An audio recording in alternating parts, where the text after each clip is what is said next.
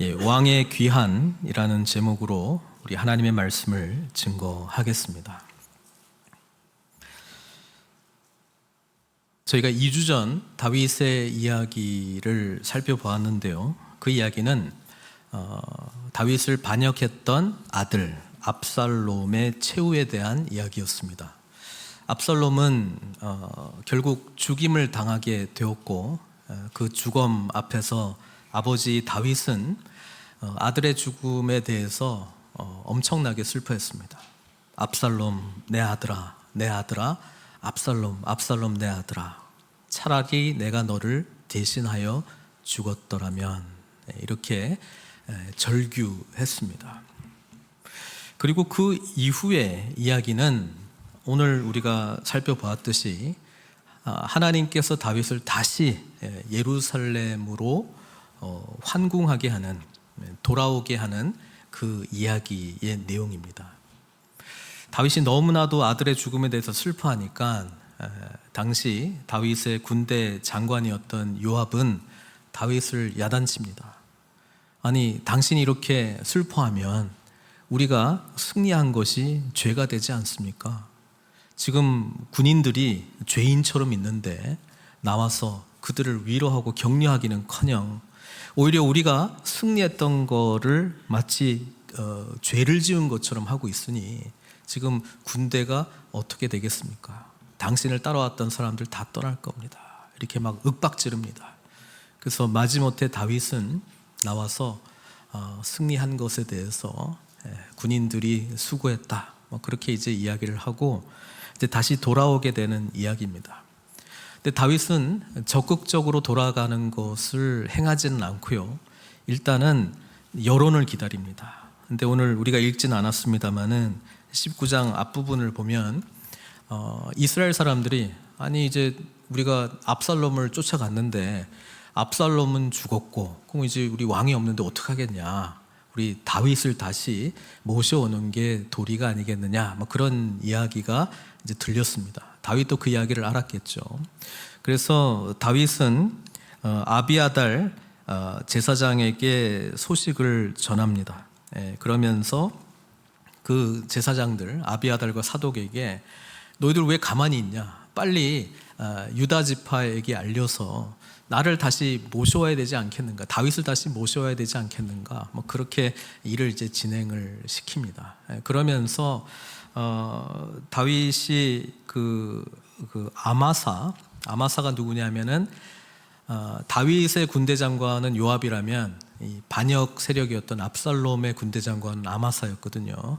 역시 유다 지파 사람이었는데 그 사람을 이렇게 포용을 하면서 뭘 하려고 했냐면은 화해의 그런 제스처, 우리 그냥 이전 거는 있고 우리 다시 예전처럼 하나 되자, 그것을 이제 아마사에게 이야기를 하고 또 아마사가 또 유다 지파 사람들에게 또 이제 온 이스라엘에게 다시 다윗을 모셔오는 그 일이 이제 진행이 되는 거예요.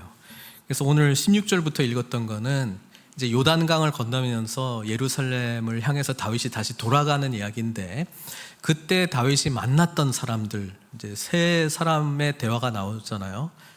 근데 이제 성경을 보면 이제 4명이 사실은 좀 등장을 합니다. 근데 이 4명이 왜 중요하냐면은 다윗이 처음에 압살롬이 예루살렘을 쳐들어온다라고 하는 이야기를 들었을 때 우리는 다윗이 무장도 하지 않고 군대를 정비한 것도 아니고 그냥 맨발로 죄인처럼, 회개하는 자처럼 그냥 이렇게 뛰쳐나온 장면을 우리는 보게 됩니다.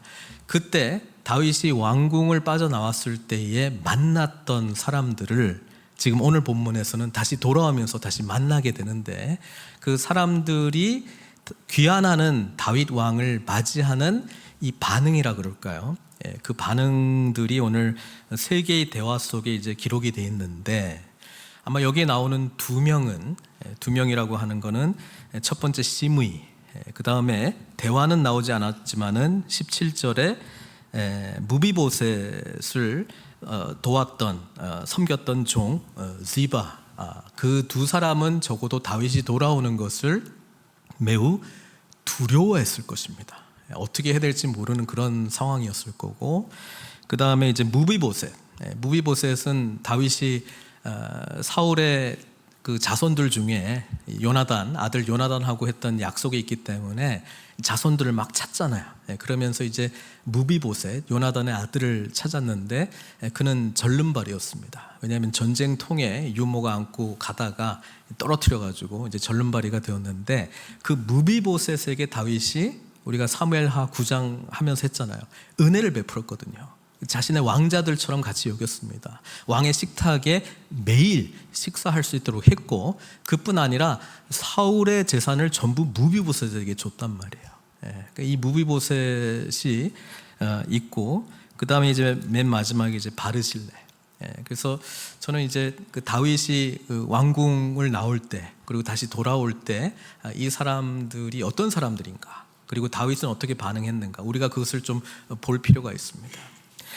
먼저 시므이를 보겠습니다. 이 시므이는요, 우리가 사무엘하 16장 주일 설교에는 다루진 않았는데 다윗이 나올 때 등장했던 사람입니다. 예루살렘을 빠져나왔을 때 등장한 사람인데, 제가 읽을게요. 이 시므이가 어떤 사람이냐면은 7절 8절을 보면은 다윗이 도망쳐 나오잖아요. 이 다윗을 저주합니다. 저주했던 사람입니다. 16장 7절에 보면은 시므이가 저주하는 가운데 이와 같이 말하니라. 피를 흘린 자여, 사악한 자여, 가거라 가거라, 이렇게 저주했어요. 사울의 족속의 모든 피를 여호와께서 내게로 돌리셨도다. 이 시므이는 사울의 지파 베냐민 사람이었거든요. 그러니까 이렇게 된 게 다 네가 사울을 이렇게 몰아내고 네가 왕이 됐기 때문에, 베냐민 지파 사람들의 피를 흘렸기 때문에 이렇게 된 것이다. 그렇게 해서 저주하는 거예요. 그를 이어서 내가 왕이 되었으나 여호와께서 나라를 내 아들 압살롬의 손에 넘기셨도다. 네가 우리 사울 집안의 피를, 베냐민 지파의 피를 네가 흘리게 했는데 그 죄에 대한 값으로 네가 아들의 반역을 당하게 되었고 너는 쫓겨나게 되는 거야. 보라, 너는 피를 흘린 자이므로 화를 자초하였도다. 너는 살인자이기 때문에 네 아들이 너를 반역을 하고 네가 이 상황을 경험하게 되는 거야. 그렇게 막 다윗이 맨발로 도망가고 있는데 쫓아오면서 계속 이 저주를 퍼부어요. 그러니까 옆에 그 군대 장관 요압의 형제였던 아비새가 너무 화가 나가지고 칼을 빼어들고, 저 개 같은 자가 감히 우리 왕을 저주하다니 내가 목을 베고 오겠습니다. 그때 다윗이, 오늘에도 나왔던 수루야의 아들들아, 너희가 왜 나를 이렇게 힘들게 하느냐, 그렇게 이야기를 하면서 하나님이 시므이를 통해서 나를 저주하는지 어떻게 알겠느냐, 그렇게 이야기를 해요. 그러면서 칼을 거두라고 이야기를 합니다. 다윗은 우리가 계속해서 살펴봤던 동일한 주제인데, 이 모든 상황들은 뭐 때문에 일어나는 거예요? 자기 죄 때문에 일어난다라고 하는 것을 누구보다도 잘 알고 있었어요. 그래서 시므이의 이 저주를 다윗은 그때도 힘들었지만 이렇게 복수를 한다거나 기분 나빠서 죽여버려라 이렇게 한다거나 그렇게 하지 않고 그 저주를 들으면서 이제 도망갔어요. 근데 이제 상황이 완전히 바뀐 거예요. 압살롬은 죽었고 다윗은 다시 돌아오게 되었고, 이스라엘 사람들, 베냐민 지파 포함이죠, 이제 다윗을 그냥 왕으로 다시 모셔야 된다 이런 여론이 형성되었고 다윗이 이제 진행을 했는데, 시므이가 다윗 앞에 납작 엎드려서 오늘 하는 이야기예요. 뭐라고 이야기합니까? 19절, 내게 죄를 돌리지 마옵소서. 내 주 왕께서 예루살렘에서 나오시던 날에 종의 패역한 일을 기억하지 마시오며, 가거라 비루한 자야, 사악한 자야, 이렇게 욕했는데 그걸 기억하지 마시오며 왕의 마음에 두지 마옵소서. 왕의 종 내게 범죄한 줄 아옵기에 내가 잘못했습니다. 내가 죄를 지었습니다. 오늘 요셉의 온 족속 중 내가 먼저 내려와서 내 주 왕을 영접하나이다, 이렇게 이야기하는 거예요. 여러분 같으면 이 상황에 어떻게 하시겠어요? 그냥 쫙 해가지고 복수해야 되는 거 아니에요? 아니 지금 얼마나 저주를 하고 그랬는데 이제 와가지고 지금 말은 멋있게 했지만 뭐 하는 거예요 지금? 살려주세요. 잘못했어요. 이거 하는 거잖아요. 그러니까 역시 그 아비새가 지금 왕을 저주했던 사람이 내가 이제 치겠습니다 하니까 다윗이 수르의 아들들아, 내가 너에게 무슨 상관이 있기에 너희가 오늘 나의 원수가 되느냐. 오히려 아비새 보고 너 나 원수 되려고 이러느냐. 그러면서 뭐라고 이야기하냐면 오늘 어찌하여 이스라엘 가운데서 사람을 죽이겠느냐. 내가 오늘 이스라엘의 왕이 된 것을 내가 알지 못하리요. 이렇게 이야기를 해요. 그러니까 다윗은 원수, 이 저주했던 사람에게 보복을 하는 것이 아니고 뭘 하는 거예요? 은혜를 베풉니다. 그러면서 23절에 시므이에게 이르되 내가 죽지 아니하리라 이렇게 이야기를 합니다. 놀랍죠? 그 다음 만나는 사람이 이제 무비보셋인데, 무비보셋이 어떤 일이 있었냐면은 그 17절에 이것도 유념해서 보세요. 시므이가 베냐민 사람들 1000명을 데리고 오는데요, 거기에 누가 있었다고 지금 기록하고 있습니까? 사울 집안의 종 지바, 발음이 안 좋아 제가 그 원어 비슷하게 할게요. 지바가 있는데, 이 지바는 누구냐 하면은 사울의 종이었습니다. 그리고 사울의 집안을 다 관리했던 사람이었습니다. 그런데 다윗이 내가 요나단에게 했던 약속이 있으니까 그 사울의 후손들을 찾아가지고 이 무비보셋을 찾고 난 다음에 지바에게 말합니다.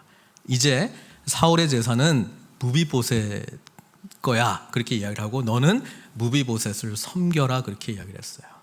근데 이 지바가 다윗이 압살롬이 이제 예루살렘으로 쳐들어올 때에 지바가 했던 일이 성경에는 이렇게 기록이 되어 있습니다. 그것도 같이 보겠습니다. 그러면서 오늘 이 상황을 저희들이 좀 이해하면 좋을 것 같아요. 사무엘하 16장에 보면 다윗이 이제 왕궁에서 나오고 있는데 1절부터 제가 읽을게요. 다윗이 마루턱을 조금 지나니 무비보셋의 종 지바가 안장 지은 두 나귀에 떡 200개, 건포도 100송이, 여름과일 100개, 포도주 한 가죽 부대를 싣고 다윗을 맞는지라. 그러니까 음식을 어마어마하게 준비해가지고 다윗을 맞이하는 거예요. 지금 도망 나오는 다윗에게. 그러니까 왕이 지바에게 묻죠. 내가 무슨 뜻으로 이것을 가져왔느냐. 그 지바가 이렇게 이야기해요. 나귀는 왕의 가족들이 타게 하고, 떡과 과일은 청년들이 먹게 하고, 포도주는 들에서 피곤한 자들에게 마시게 하려 함이니이다. 다윗이 지금 굉장히 위급한 상황에 지바가 이렇게 나오니까는 마음이 어떻겠어요? 참 좋은 사람이네 이렇게 생각했을 거예요. 그런데 왕이 묻습니다. 3절에 내 주인의 아들이 어디 있느냐, 무비보셋은 어디 있느냐 이렇게 질문했단 말이에요. 그러니까 지바가 이렇게 말해요. 예루살렘에 있는데 그가 말하기를 이스라엘 족속이 오늘 내 아버지의 나라를 내게 돌리리라 하나이다.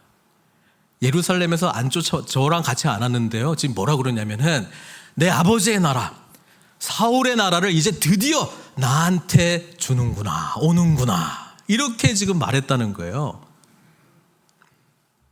다윗이 이 이야기를 듣고 마음이 어떻겠어요? 무비보셋은요 패족의 자손이잖아요. 그런데 다윗이 은혜를 베풀어 줬잖아요. 사울의 재산도 다 주고 왕의 식탁에 앉힐 수 있도록 절름발이었던 소망이 없었던 무비보셋에게 엄청난 은혜를 베풀었는데 지금 이 상황에 지금 아버지의 나라가 이제 내 거다 그렇게 선포하고 있다고? 얼마나 괘씸해요. 은혜를 베풀었는데 지금 배은망덕한 사람이 된 거잖아요. 지바의 말을 믿으면. 그래서 다윗이 이렇게 말합니다. 지바에게 말합니다. 무비보셋에게 있는 것이 다 내 것이니라. 지바가 이르되 내가 절하나이다. 내 주 왕이여, 내가 왕 앞에서 은혜를 입게 하옵소서. 이렇게 나옵니다. 그러니까 다윗은 참 씁쓸했을 거예요. 근데 이런 생각도 했겠죠. 내 아들도 나를 죽이려고 하는데 뭐 무비보셋이야 오죽했겠냐. 그러면서 참 은혜를 베풀고 내가 그렇게 사랑해 줬는데 정말 배신을 느꼈을 거예요. 그런데 지금 다시 돌아올 때 누구를 만난다고요? 24절에 무비보셋을 예루살렘에 도착했을 때 만나요. 그리고 무비보셋이 내려와 왕을 맞이합니다. 절했겠죠. 그리고 우리 24절 성경은 이렇게 기록하고 있어요. 그는 왕이 떠난 날부터 평안히 돌아오는 날까지 그의 발을 맵시 내지 아니하며 그의 수염을 깎지 아니하며 옷을 빨지 아니하였더라. 그러니까 성경은 무비보셋은 다윗이 베푼 은혜에 신실하게 반응했다는 거예요. 반역 안 했다는 거예요. 16장에서 알려주지. 여기까지 안 읽었으면 몰랐을 거 아니에요. 아유, 저 나쁜 무비보셋 이랬을 거 아니에요. 그러니까 성경 끝까지 다 읽어야 돼요. 우리도 오늘 보고 있는 나 여러분들의 모습 내일 가봐야 아는 거예요. 몇 장 더 가봐야 아는 거예요. 몰라. 알 것 같은데 몰라. 어쨌든 무비보셋은 지금 성경은 그런 사람이 아니다라고 이제 말해주는 거예요. 그러면서 예루살렘에서 왕을 맞을 때에 다윗 왕이 그게 물어봅니다. 뭐라고 물어보냐면은 무비보셋이요 내가 어찌하여 나와 함께 가지 아니하였더냐. 그 안에는 많은 게 담겨져 있어요. 야, 내가 너에게 그렇게 은혜를 베풀었는데 너 왜 내 가장 힘들 때 왜 없었어? 왜 나 따라오지 않았지? 물어보는 거야. 근데 그 물어보면서도 무비보셋 모양을 보니까 어떤 상태에 지금 뭐 샤워도 안 했어, 뭐 머리 수염도 안 깎아, 지저분해. 그러면서 이제 궁금했던 거죠. 그러니까 무비보셋이 이렇게 말합니다. 내 주 왕이여, 왕의 종인 나는 다리를 절므로 내 나귀에 안장을 지워 그 위에 타고 왕과 함께 가려 하였더니 내 종이 나를 속이고, 여기서 내 종은 누구예요? 지바. 종인 나를 내 주 왕께 모함하였나이다. 내 주 왕께서는 하나님의 사자와 같으시니 왕의 처분대로 하옵소서. 지바가 저를 모함했습니다. 저는 가고 싶은데 절름발이라서 안장을 채우지도 못했고 따라가지 못했습니다. 저는 그때부터 지금까지 왕의 돌아오심을 기도하면서 기다리고 있었습니다. 그러면서 28절 이야기를 해요.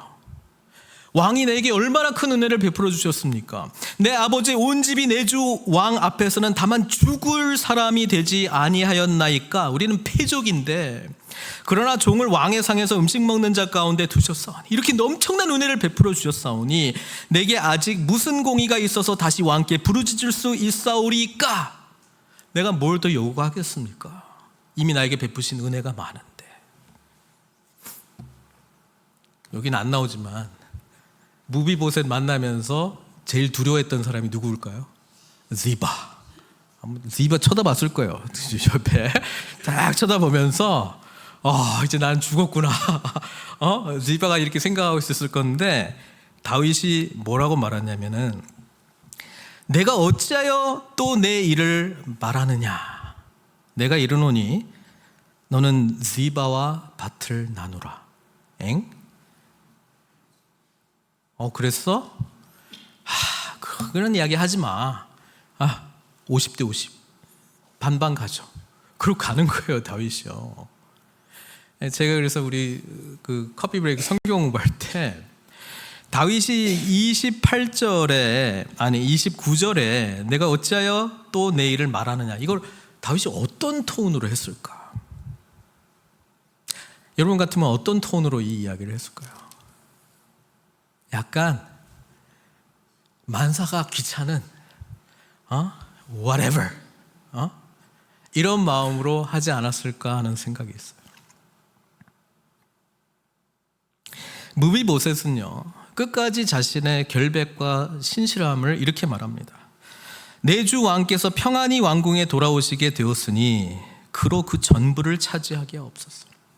저는 이거 재산 필요 없습니다. 안 받아도 좋습니다. 그냥 왕이 돌아오신 것을 저는 기뻐합니다.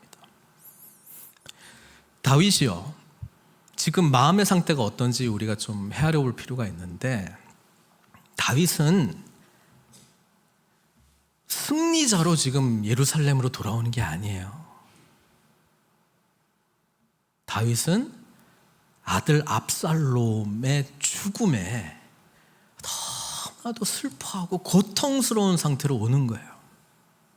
지금 일어났던 이 모든 일은 자신의 죄 때문에 일어났다라고 하는 것을 누구보다도 알고 있었어요.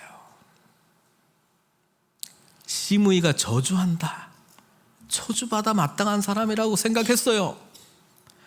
용서해달라고 빈다, 그래, 안 죽여. 무비보셋, 배은망덕한 무비보셋에서 안 그랬네, 내가 몰랐는데 내가 오해했네. 지바, 내 편인 줄 알았더니 저 사악한 저 지바, 그거 아니고요. 아휴, 나도 하나님 앞에 그런데, 하나님을 예배하는 자, 하나님께 찬양했던 자, 여호와는 나의 목자시니 내게 부족함이 없으리로다 간절함으로 진실함으로 고백했던 내가 하나님을 배반하고 간음하고 살인하고 거짓말하고 하나님 앞에 완전 범죄하려고 했는데, 내가 뭐라고 너희 나쁜 놈 벌 받아, 너희 나쁜 놈 벌 받아. 내가 그렇게 어떻게 하냐. 나는 죽어 마땅한 자인데, 압살롬처럼 죽어 마땅한 자인데, 밧세바와 간음에서 태어난 첫 번째 아이와 마땅히 죽어야 할 자인데, 하나님이 지금까지 나를 왜 살려줄까? 다시 환궁에서 왕이 되게 하시는 이유가 뭘까? 그 마음으로 있는 거예요. 지금 저주했던 지바, 오해했던 무비보셋, 그 시므이, 그리고 이제 와서 들통난 지바, 이런 모습을 보면서요, 다윗은 차원이 다른 마음으로 이들을 봅니다. 아마 그 전에 이 압살롬의 죽음이나 이런 것이 없었다면은, 그래? 너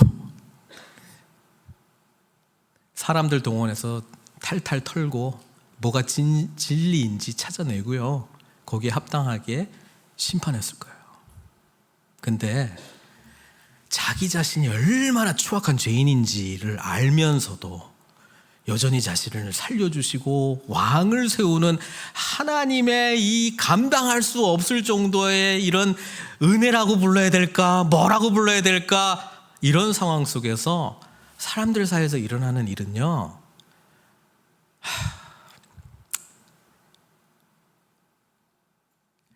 살려줄게, 그랬어, 반반 나눠줄게, 이렇게 하는 거예요.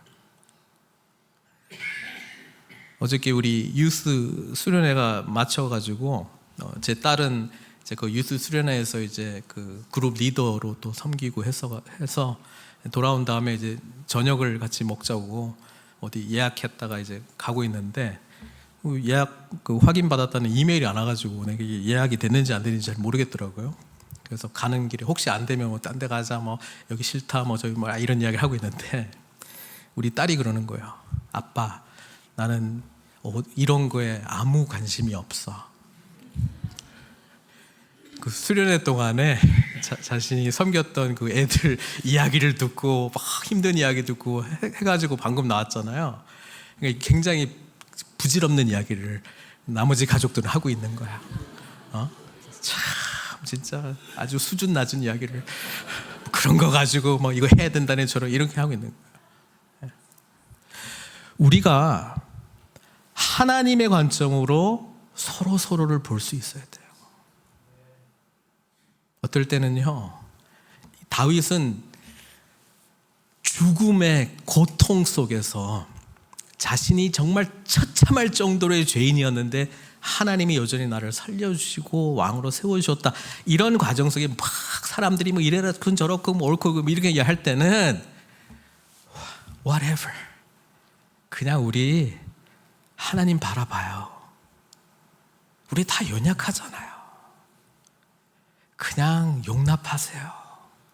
용서하세요. 그럴 수도 있지. 우리 하나님 믿읍시다. 이 마음이에요. 아까 우리 찬양대의 찬양 서로 사랑하라. 우리 산상수훈의 말씀 내용이 나오잖아요. 원수를 사랑하라. 에? 뭐 겉옷을 빼앗은 자 속옷까지 내줘라. 에? 오른편만 빼는 왼편. 그거 내가 주인이 될 땐 죽어도 못합니다. 그거. 그런데 이미 죽은 자였는데 주님께서 나를 살려주셨다라고 하는 그 은혜를 경험하잖아요. 그런 거 보잘것없는 거예요. 참 부질없는 일이에요. 그런 거 아무것도 아니니까 그냥 다 가져가세요. 제가 그냥 당할게요. 그런 거 옳고 그런 거 따지지 말고요. 우리 다 연약하니까 우리 주님 바라보고 같이 나가요. 그런 마음 생기는 거라고요. 그래서 하나님의 뜻대로 어떻게 살아갈 수 있느냐? 내가 얼마나 하나님 앞에 죄인인지를 인지하고 이런 나를 위해서 여전히 생명 주시고 다시 일으키시겠다라고 하는 복음의 은혜 가운데 깊이 들어갈 때 이웃 사랑이 진짜 되는 거예요. 다윗은요, 이전에 자기가 왕할 때 하고 지금 맨발로 죄인처럼 갔다가 다시 돌아와서 왕이 되는 과정 가운데 사람들과 자기 자신과 지금 이스라엘의 왕으로서의 자기의 정체성에 대해서 차원이 다른 마음을 가지고 사람들을 보기 시작한다는 것입니다. 나 저주했어?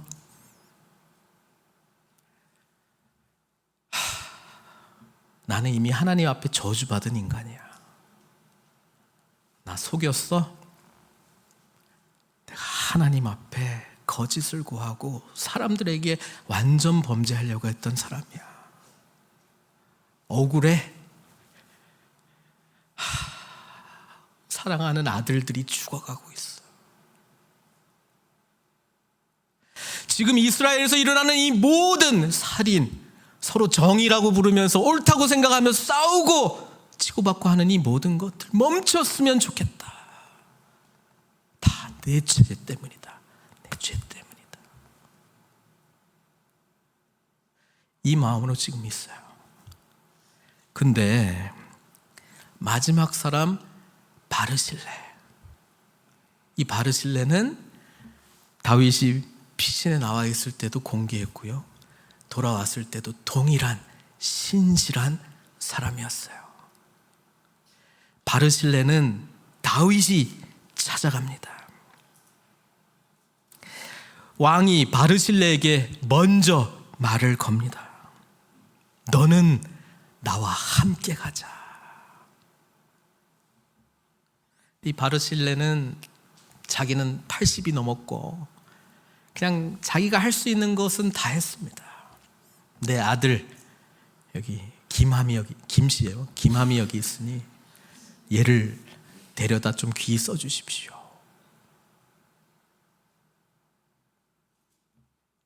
저는 오늘 본문을 보면서요, 다윗이 우리가 한 해 동안에 살아오면서 순식간에 지나오긴 했지만 내가 생각하기에 참 나를 위하는 사람, 나를 또 힘들게 했던 사람, 또는 내가 오해했던 사람, 별별 사람들이 다 있을 거 아니에요.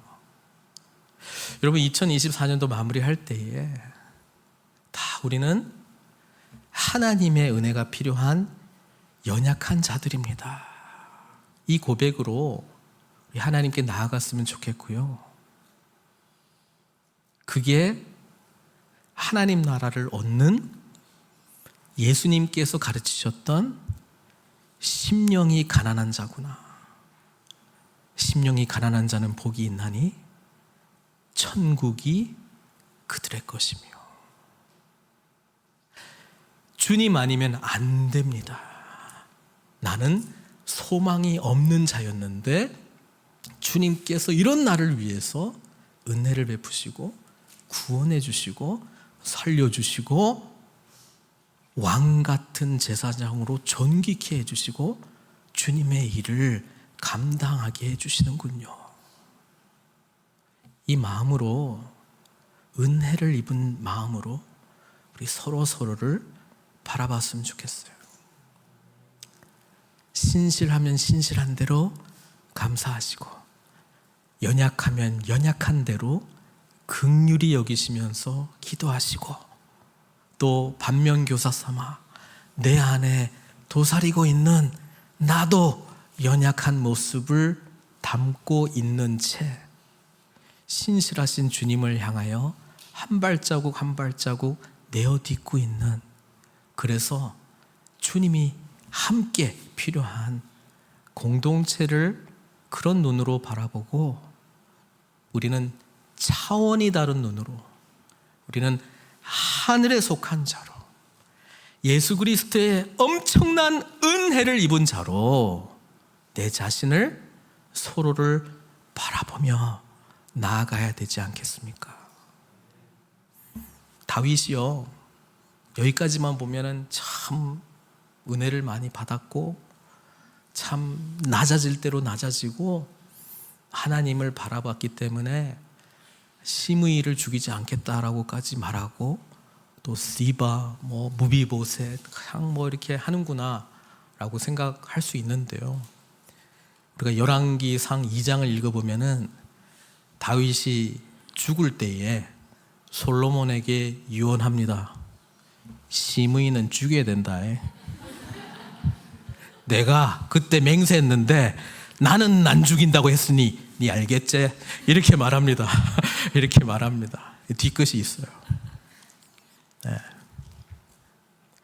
그래서 시므이는 결국 솔로몬에 의해서 죽임을 또 당하게 되는데, 다윗은 연약한 우리들의 모습을 대변하기도 하지만 앞으로 오실 주님의 모습을 또 향하고 있지 않습니까? 우리 주님은 뒤끝 없으신 분이세요. 우리 주님은 죄가 없으신 분이세요. 그런데 저와 여러분들을 살리시기 위해서 고난 한복판으로 향하신 분이십니다. 그리고 그분께서 저와 여러분들의 아픔과 연약함과 죄를 다 가져가셔서 친히 그 죄의 심판을 담당하셨다는 거예요.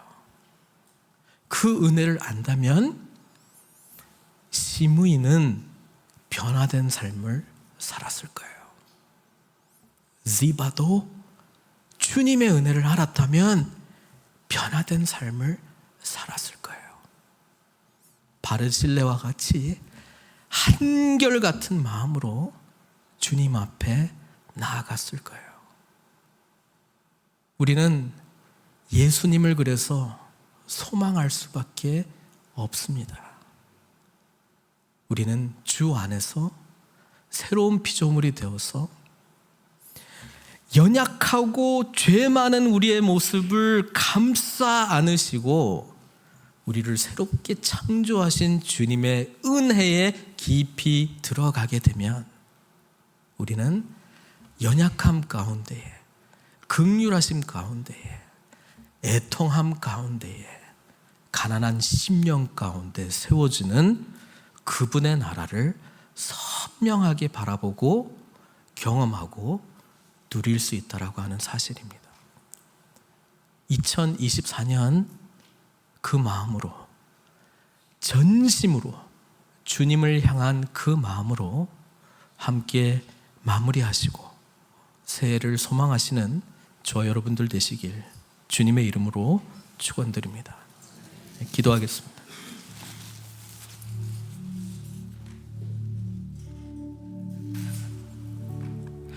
사랑하는 성도 여러분, 우리는 늘 주 앞에 서 있습니다.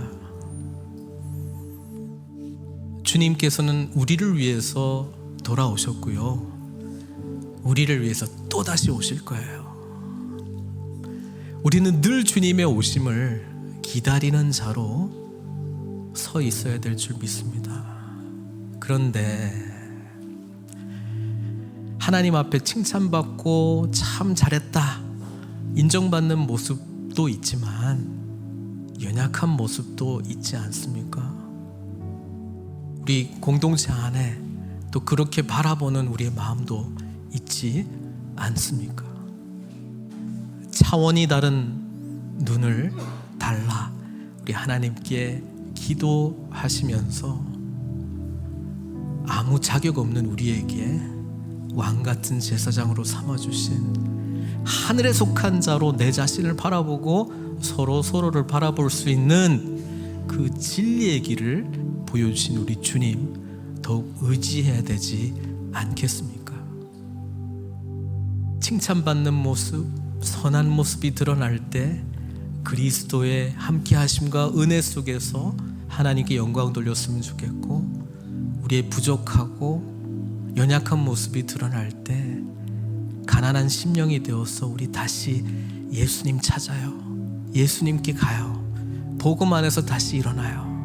이렇게 위로하고 또 격려하고 서로를 위해서 중보하는 우리 믿음의 공동체 되기를 소망합니다. 우리 하나님께 기도하도록 하겠습니다.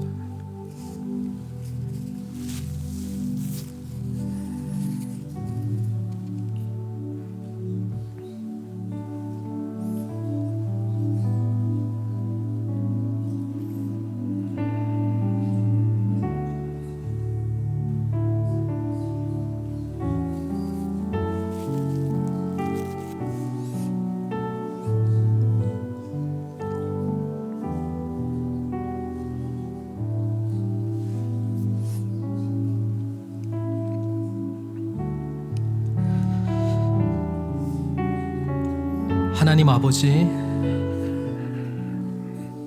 2024년도 마지막 주일 한 해를 돌아보면서 참 감사한 마음도 있지만 여전히 힘들고 또 연약한 가운데 때로는 원망하고 또 불평하는 마음도 있지 않나 생각해 봅니다. 복음 안에서 주님께서는 늘 차원이 다른 시선을 마음을 주시는데 이 마지막 주일 다시 한번 복음 안에서 그 은혜를 허락해 주시고 아버지 하나님께서 다윗에게 주신 그 마음과 같이 우리도 하나님의 마음에 합한 자 되어 가난한 심령으로 서로를 위하여 중보하고 깨어 기도하면서 우리 다 예수님 필요해요. 우리 주님께로 더욱더 깊이 나아가는 저희들 될 수 있도록 축복해 주십시오. 우리 늘푸른 선교교회 2024년도 마무리하면서 하나님께서 행하신 일들을 바라보며 감사하고 찬양합니다. 또 여전히 주님의 긍휼하심과 인도하심이 필요한 일들을 위하여 함께 기도합니다. 2025년도에 주님을 더욱더 한 마음으로 바라보고 복음의 풍성함을 누리면서 아름다운 주님의 나라 함께 세워나가는 저희들 다 될 수 있도록 축복해 주시옵소서. 모든 것 주님께 의탁드립니다. 홀로 영광 받아 주시옵고 예수님의 귀하신 이름으로 기도드리옵나이다.